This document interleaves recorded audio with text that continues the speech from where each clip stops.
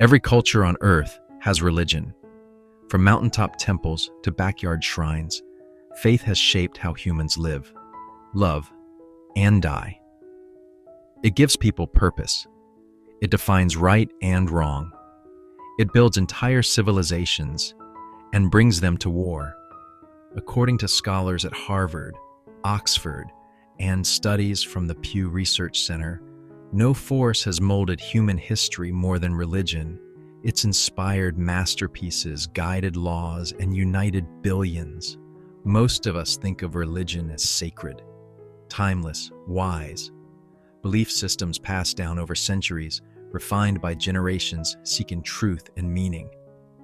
But what if I told you some of those beliefs aren't divine at all? What if they're just strange, outdated, illogical, even dangerous? Because somewhere right now, there are people worshiping a flying spaghetti monster. There are gods who punish you for sneezing, and rituals where human skulls are used to achieve enlightenment. These aren't internet jokes.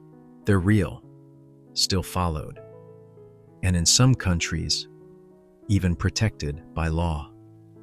Today, we're diving deep into the strangest religious beliefs still followed in the modern world.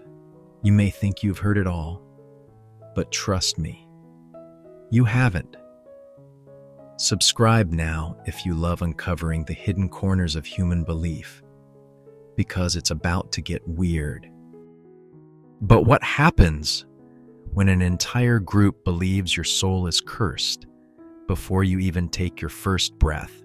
That's exactly what happens in one of the most extreme and misunderstood sects of Hinduism. They're called the Aghori, and their path to spiritual enlightenment isn't one you'd expect. Because unlike mainstream Hinduism, which emphasizes purity, balance, and moral action through karma, the Aghori take a radically different route. They believe that true liberation comes not from avoiding the impure, but from embracing it completely. To the Aghori, there is no such thing as unclean, no taboo, no sin. Everything, even death, is sacred, and they prove it in ways most people would find disturbing. Imagine a man sitting beside a burning funeral pyre, smearing ashes from the dead all over his skin.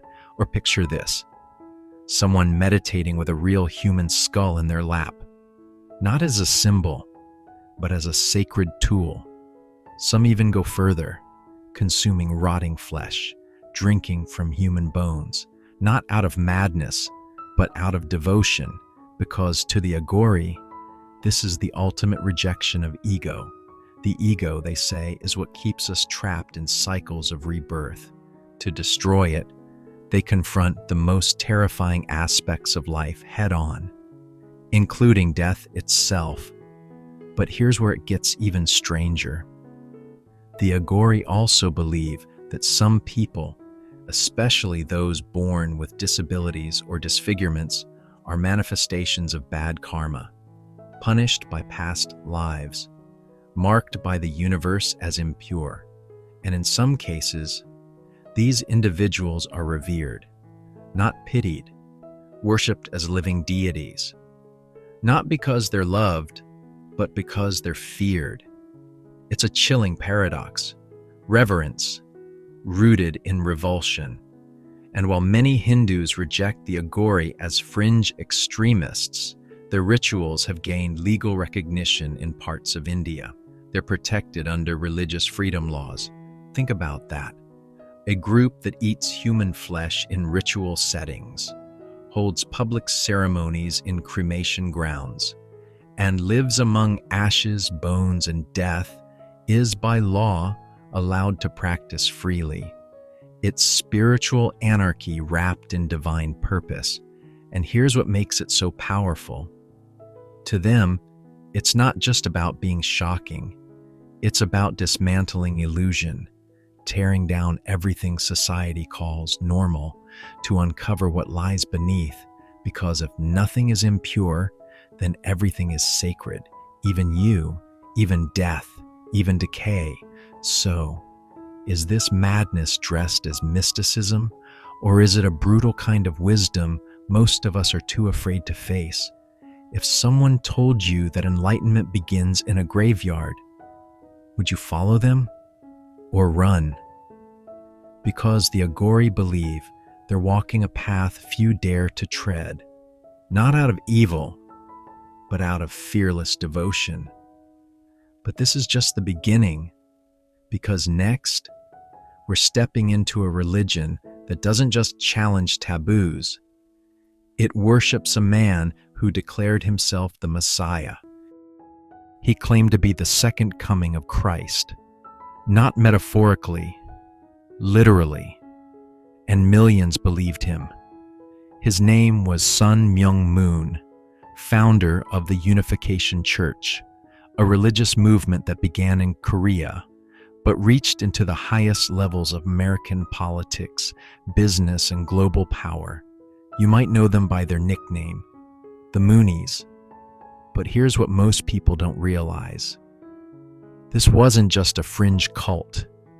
Moon built a spiritual empire. He arranged mass weddings with thousands of couples, many of whom had never even met. He claimed the power to forgive sins, to match soulmates, and to rebuild the Garden of Eden through marriage. In his eyes, he wasn't just a preacher. He was humanity's new Messiah. And he didn't stop there. Moon crowned himself king in a ceremony inside the U.S. Senate office building, wearing a robe, a golden crown, and proclaiming he had been sent by God to finish what Jesus couldn't. And somehow, he got away with it. Why? Because Moon wasn't just a preacher. He was a billionaire. His church owned newspapers, banks, schools, even weapons factories. He funded anti-communist movements, hosted world peace summits, and personally met with U.S. presidents. From Ronald Reagan to George H.W. Bush, Moon's influence reached far beyond the pulpit. His theology? A strange mix of Christianity, Korean mysticism, and authoritarian control. He preached that Jesus had failed in his mission and that he, Sun Myung Moon, had been chosen by God to complete it. He called himself the true parent of all humanity. He rewrote the Bible, and his followers, they accepted it. Hook, line, eternal salvation.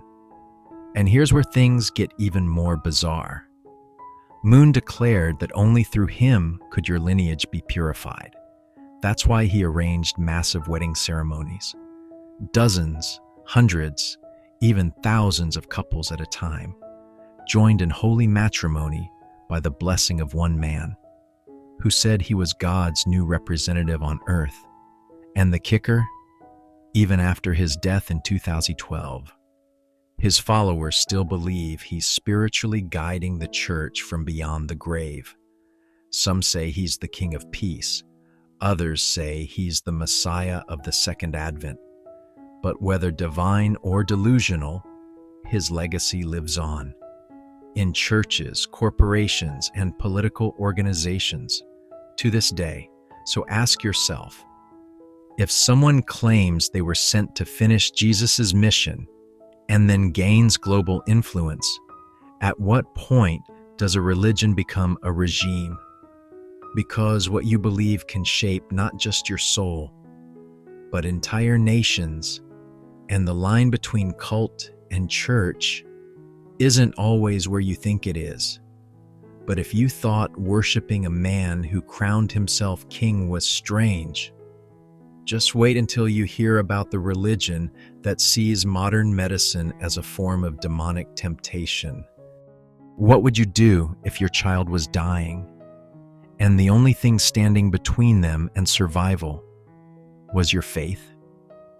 For millions of believers around the world, this isn't a hypothetical, it's doctrine. In sects like Christian Science and extreme faith healing ministries, medicine isn't just avoided, it's seen as a lack of belief. Illness, they teach, isn't physical, it's spiritual. a test, a manifestation of sin or weak faith, and healing. It comes not through doctors or drugs, but through prayer, devotion, and total surrender to God's will. At first glance, it sounds admirable. Faith so strong, you believe the divine can cure disease. But here's where the line starts to blur into something darker. There have been dozens of court cases where children died from treatable illnesses. In some cases, simple antibiotics could have saved them. Instead, parents stood by, watching their children suffer, believing prayer would be enough. And in some states, they weren't prosecuted because their action were protected under religious freedom laws. Let that sink in. A child dies, not because help wasn't available, but because belief said it shouldn't be used, and the courts agreed. This isn't just theory, it's real, and it's happening now. One famous case, Dale and Shannon Hickman, members of the Followers of Christ Church in Oregon. Their newborn was premature, struggling to breathe. They didn't call 911. They didn't go to the hospital. They prayed. The baby died within hours. They later told the court they believed in God's healing power. And while they were eventually convicted of manslaughter, many others in similar situations walk free because the law doesn't always protect the child. Sometimes it protects the belief. This raises a brutal question. When does faith become negligence? When does personal conviction cross the line into public harm? It's easy to respect religious freedom, but what happens when that freedom includes the freedom to let someone die? Christian science still teaches that disease is an illusion, that through proper prayer, even cancer can be defeated. Some televangelists promise cures through holy water, laying of hands, or seed donations to their ministries. Desperation becomes devotion, and devotion turns deadly. Now, this isn't to say all believers reject medicine. Many find balance, many integrate prayer and treatment. But the existence of those who refuse any medical help, who choose suffering over science, shows just how powerful belief can be. Not just to heal, but to harm. So what do you think? If someone dies because of their faith, is it a tragedy or a choice? Because spiritual healing is just one form of radical devotion. Others take it even further, to the point of divine possession and violent trance. Imagine being told that the gods don't just watch you, they enter you. That during worship, your body becomes a vessel for divine power. Welcome to the world of Vodou, Santeria, and ancient West African spiritual traditions, where ritual possession isn't just accepted, it's the goal. In these belief systems, the boundary between human and divine isn't fixed. It's fluid. Spirits, called Loa, Orisha, or ancestral forces, can possess the body of a devotee during ceremony, and when that happens, they speak in otherworldly voices. Their eyes roll back. They move with ecstatic force. To outsiders, it can look terrifying, even violent. But to believers, this is sacred communion, a gift, a moment where the divine enters this world. These ceremonies aren't quiet rituals in pews. They're living explosions of rhythm, dance, and intensity. Drums beat, incense burns, the air becomes thick with chanting and sweat. And then, someone collapses, trembles, and rises again, no longer themselves. In Vodou, the spirit might be Baron Samedi, Lord of the Dead, cane in one hand, cigar in the other. In Santeria, it could be Chango, god of thunder and power, roaring through the possessed like a storm. These moments are both terrifying and transcendent. And yes, they often involve animal sacrifice, not as brutality, but as sacred exchange. The blood feeds the spirits. The life force is returned as protection, healing, or blessing.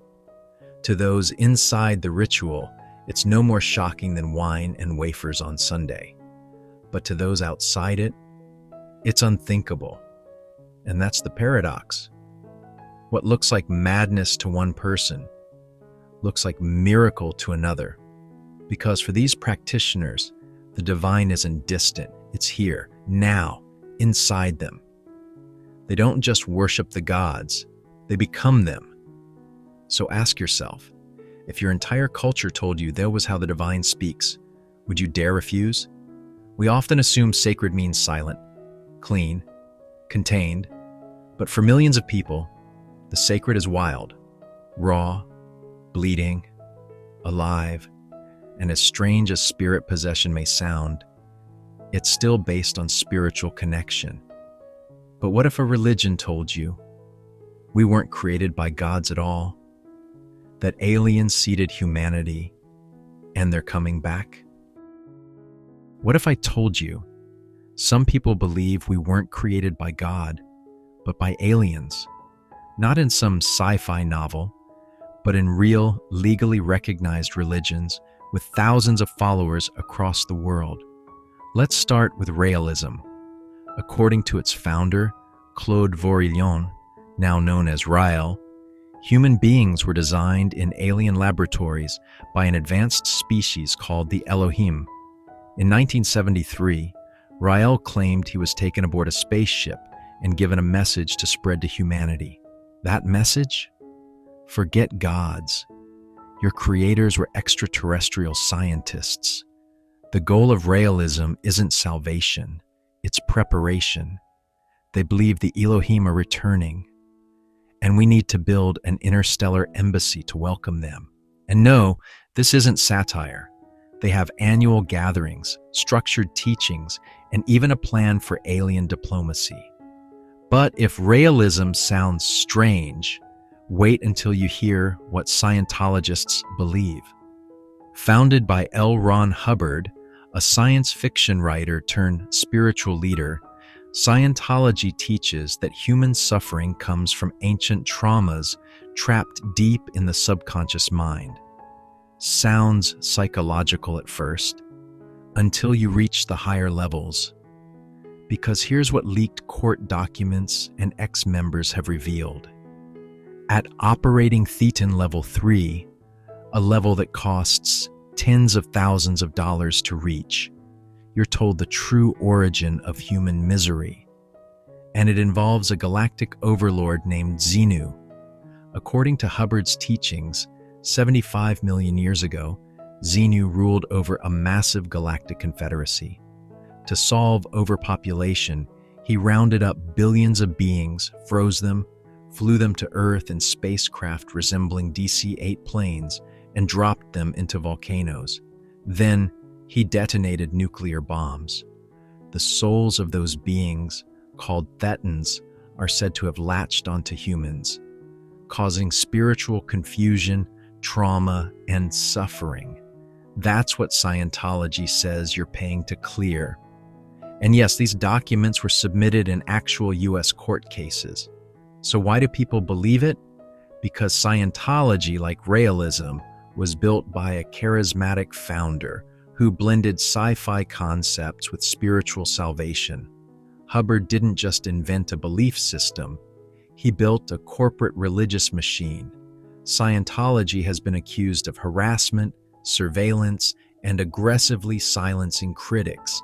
Yet despite the lawsuits, despite the leaked recordings, despite the documentaries, it still holds tax-exempt religious status in the US and owns millions in real estate worldwide. How does this happen? Because when belief is packaged with secrecy, authority, and the promise of unlocking cosmic truth, some people will follow it anywhere, even into volcanoes. Now, this isn't about mocking, it's about asking a deeper question. If a religion teaches you that aliens created life, or that your soul is haunted by ancient space ghosts, does that make it less valid than any other faith? Or does it simply reveal how far people will go to find meaning in the chaos? Because at the heart of every belief system, no matter how strange, is the same human impulse to matter. But what if the strangest belief isn't about aliens or spirits? What if it's about something as ordinary as your kitchen table? It started as a joke, but now it's a religion. Meet the Church of the Flying Spaghetti Monster. Yes, you heard that right. Its god is a floating mass of pasta with meatballs. Known as Pastafarianism, this movement was created to mock the teaching of intelligent design in schools, arguing that if one religious theory could be taught in science class, why not all? But the satire caught on, and what began as parody turned into protest. People began demanding their religious rights as Pastafarians. In some countries, they even won court battles, securing the right to wear colanders on their heads in official government ID photos. Think that's absurd? So did the courts, until they had to prove why one belief system deserves recognition while another doesn't. And that's where it gets complicated. Because in the eyes of the law, belief isn't about truth, it's about sincerity. Which brings us to something far darker, the Church of Euthanasia. Its one commandment, thou shalt not procreate. Framed as satire, this church promoted suicide, abortion, and cannibalism as a way to protest overpopulation. Was it serious, a performance, a grim joke? No one really knows. And maybe that's the point. If people believe in a flying spaghetti god or take vows to depopulate the earth, how do we decide what counts as religion and what doesn't?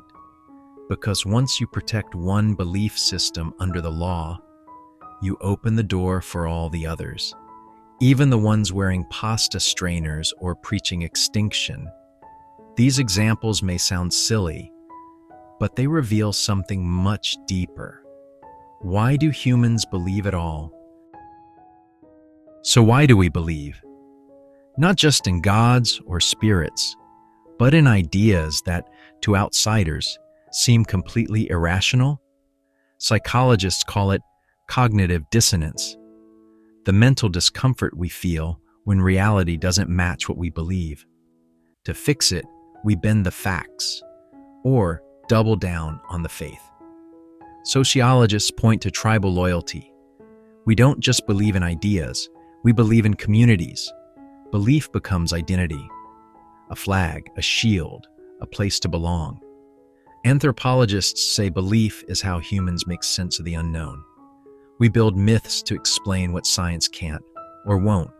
And once those myths take root, they become culture, ritual, truth, even if they start with aliens or pasta or a man who says he's Jesus in a golden crown.